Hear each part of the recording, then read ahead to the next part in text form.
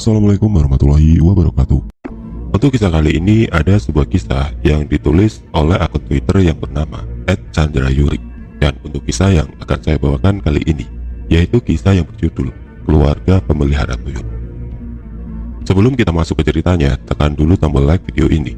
Dan jangan lupa tekan juga tombol subscribe channel ini, dan nyalakan juga lonceng notifikasinya, agar teman-teman sekalian tidak ketinggalan cerita-cerita baru dari channel ini. Dan jangan lupa juga follow akun Twitter penulis. Dan seperti apa untuk kisah kali ini? Langsung saja kita simak berikut ini.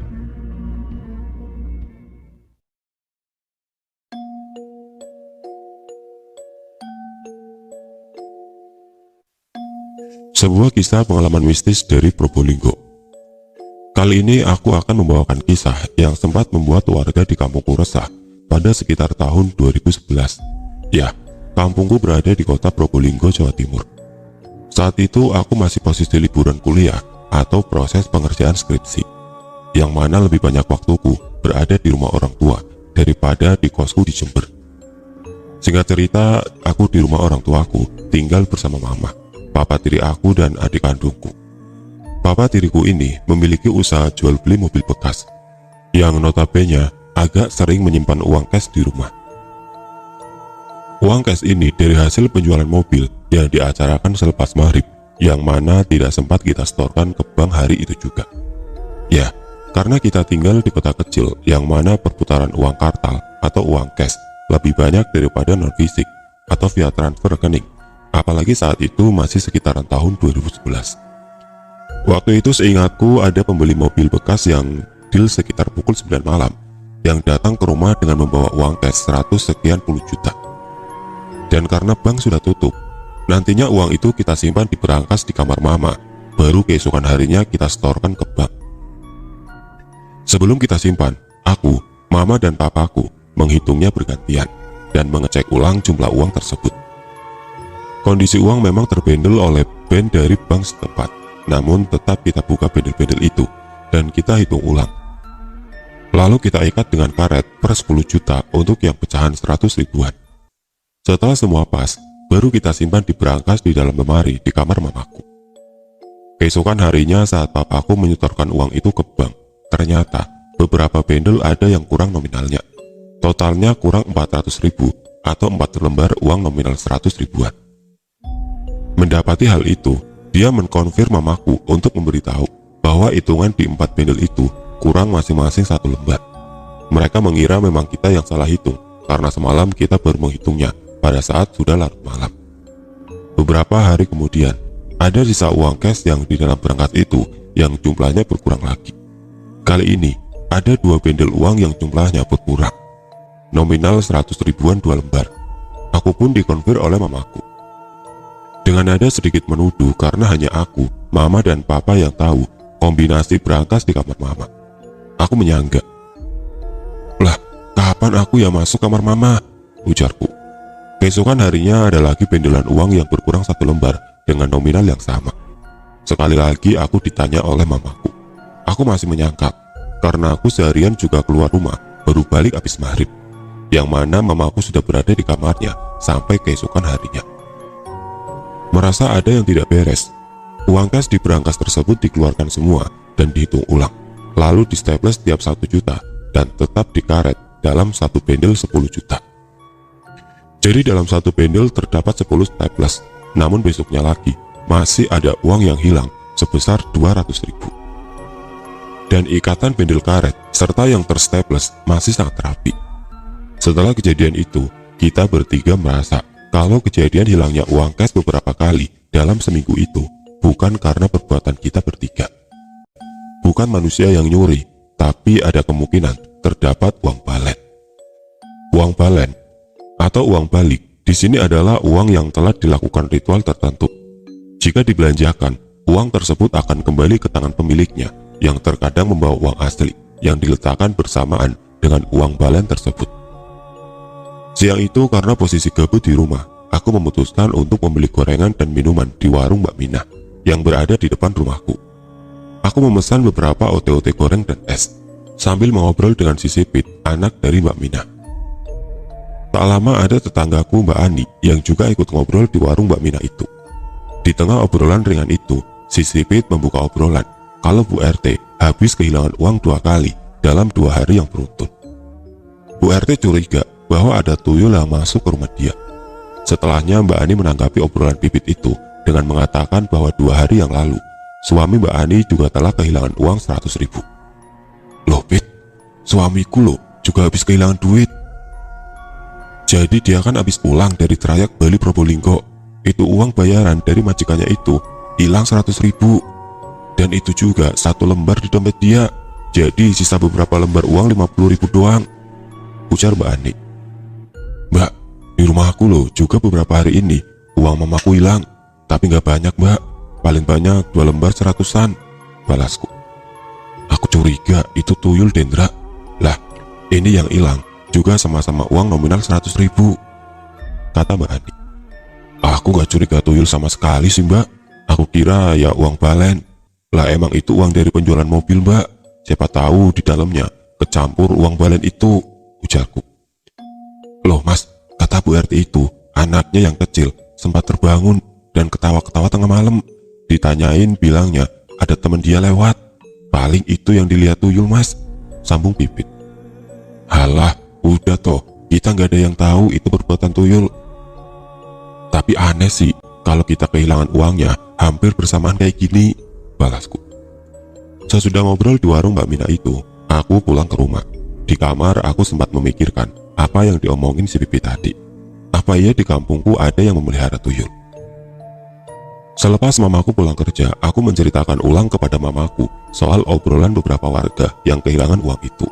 Ternyata mama juga sempat dengar kalau Mbak Ima yang jualan baju kreditan door to door itu juga habis kehilangan uang cashnya. Selama 4 hari dia kehilangan 400.000. Tiap harinya hilang 1 lembar uang nominal 100 ribuan. Makin mengerucutlah kejadian di rumahku yang beberapa hari ini kehilangan uang. Sore itu aku diminta tolong mama untuk menyetorkan saja uang di dalam berangkasnya ke ATM store tunai. Aku pun mengiyakan sebagai antisipasi, nantinya takut hilang juga.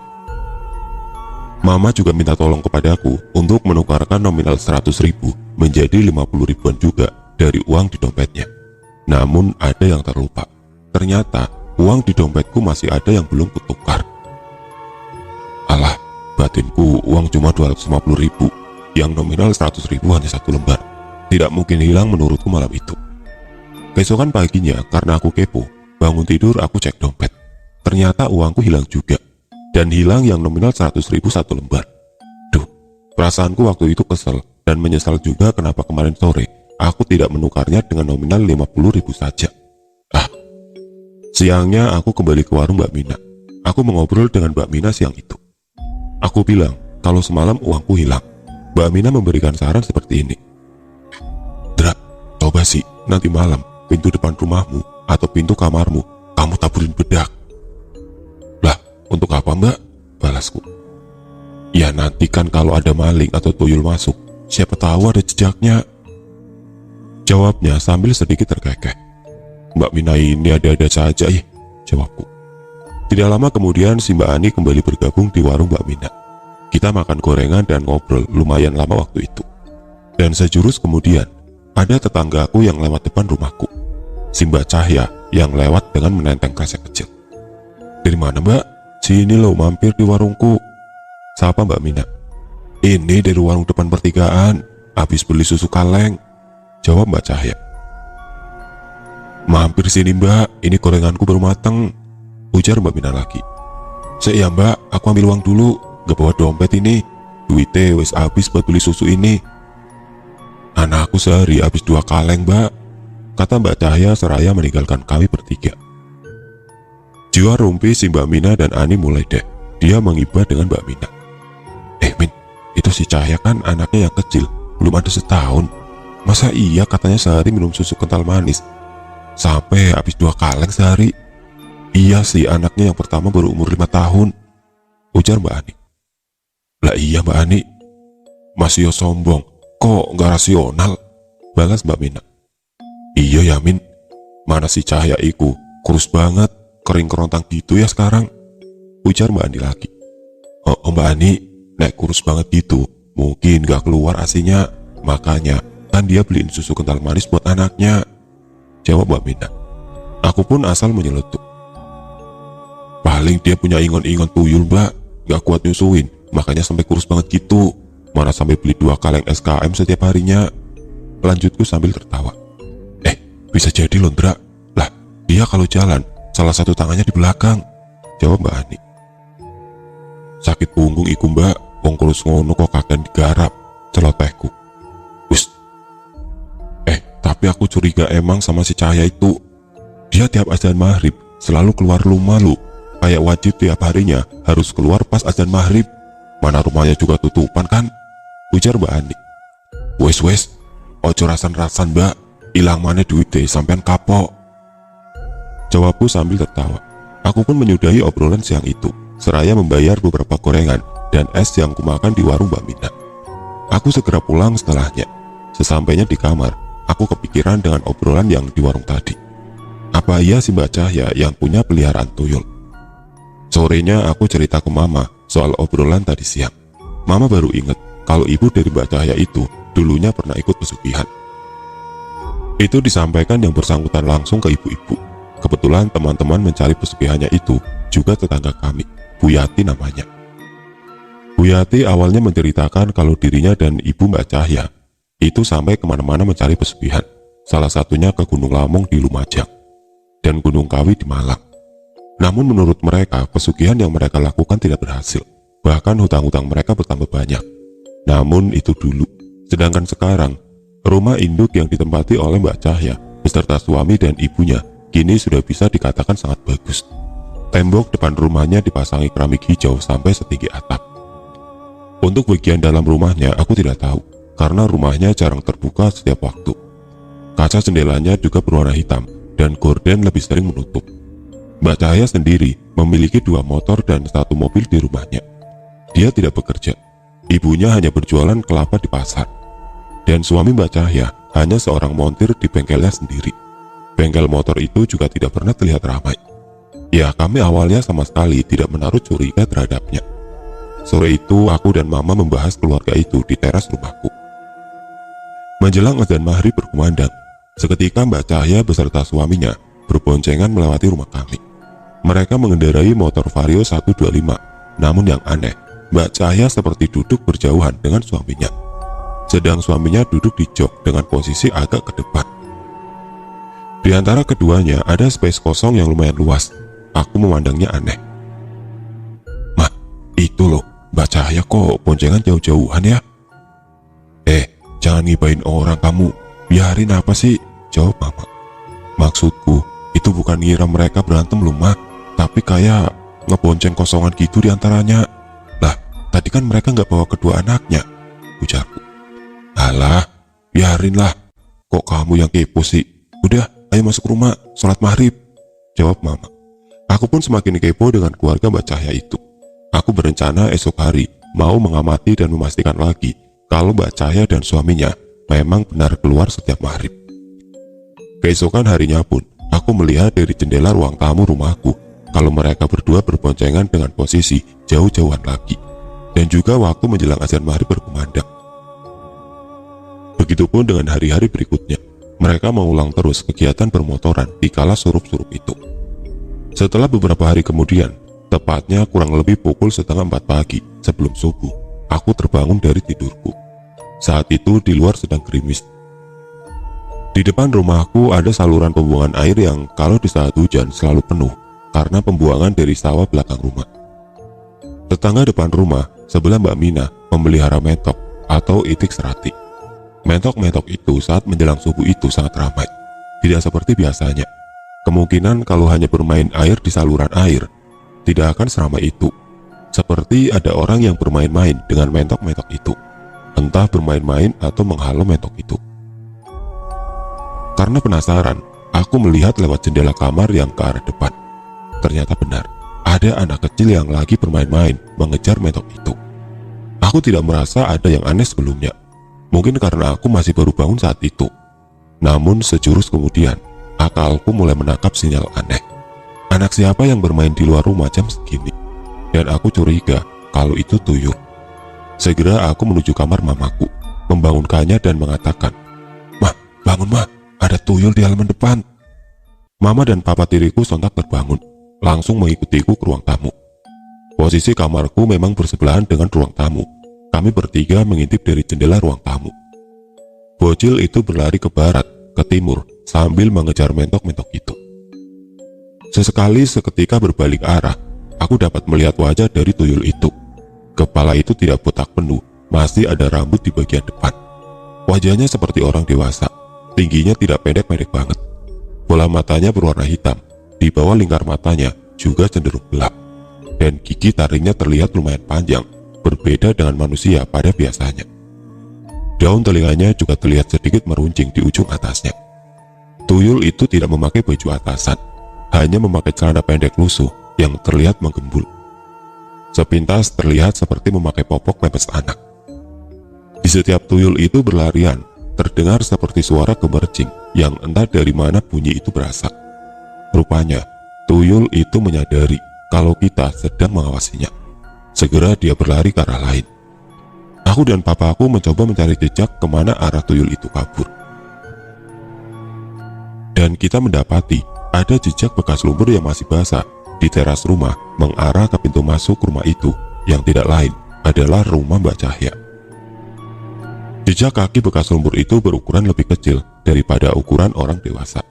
Dari situ kita langsung menarik kesimpulan kalau memang yang digunjingkan orang-orang kampung itu benar adanya.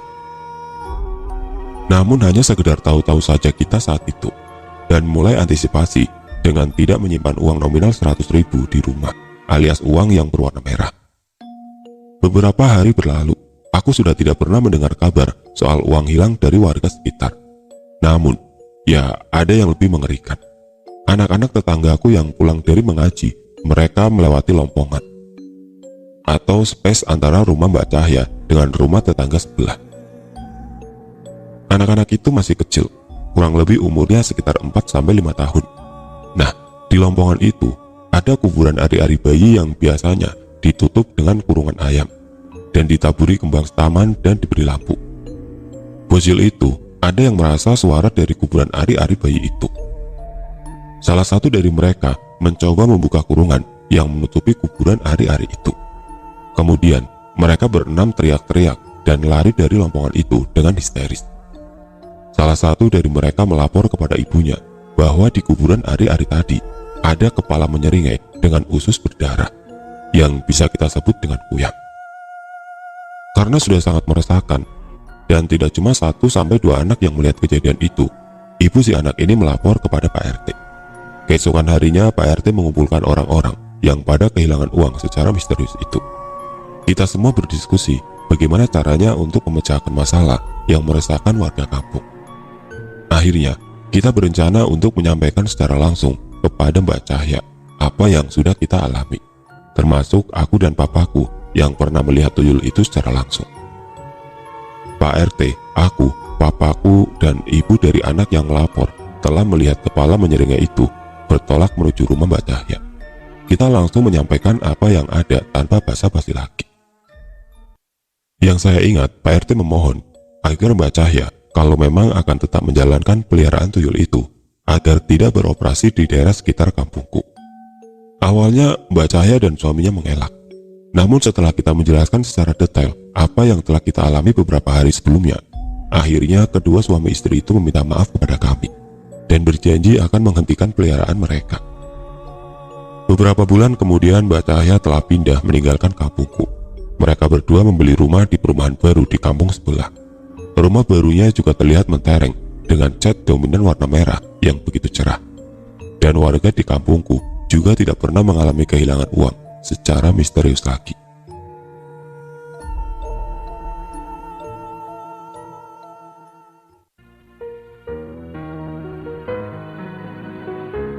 Oke teman-teman, sekian untuk cerita kali ini.